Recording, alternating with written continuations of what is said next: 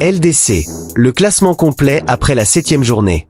Avant de commencer, abonne-toi et active la cloche pour ne rien rater des actus foot les plus chaudes. La 7e et avant-dernière journée de la Ligue des Champions vient de se terminer. Une levée qui a permis à Arsenal d'être assuré de terminer à la première place. Vainqueur de l'Union Saint-Gilloise, le Bayern Munich est l'autre équipe à avoir assuré sa place dans le top 8. Pour le reste, la France fait la moue après les 3 revers de ses représentants. Le Paris Saint-Germain a encore reculé au classement à cause de sa défaite d'hier face au Sporting CP, 1-2. 3e du classement au coup d'envoi de la 7e levée, les Parisiens ont perdu plusieurs places et pointent au 6e rang. Leur présence dans le top 8 tient encore, mais il faudra gagner contre Newcastle, 7e, la semaine prochaine au Parc des Princes pour se rassurer. De son côté, le Real Madrid a humilié Monaco, 6-1, et se classe 3e, juste devant Liverpool et Tottenham. Les Reds signent l'une des bonnes opérations de la soirée après leur victoire face à un EM relégué à la 19e place et qui jouera la suite de son aventure européenne sur la pelouse du Club Bruges.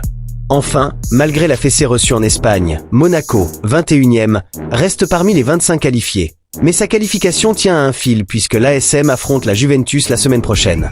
OM, la réaction à chaud de Leonardo Balerdi.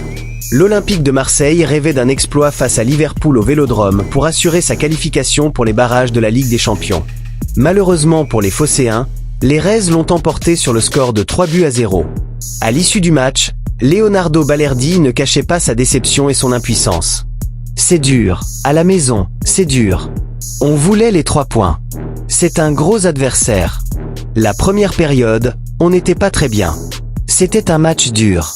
On a essayé d'emballer le match, c'était un match intense. Parfois, ça ne se voit pas d'ici, mais sur le terrain, c'est dur, très costaud. Ils sont habitués à jouer comme ça. On a essayé avec les occasions, mais on n'a pas beaucoup cadré. C'est une soirée un peu triste, mais il faut continuer. On va gagner contre Bruges, on va se qualifier, a-t-il déclaré au micro de Canal+.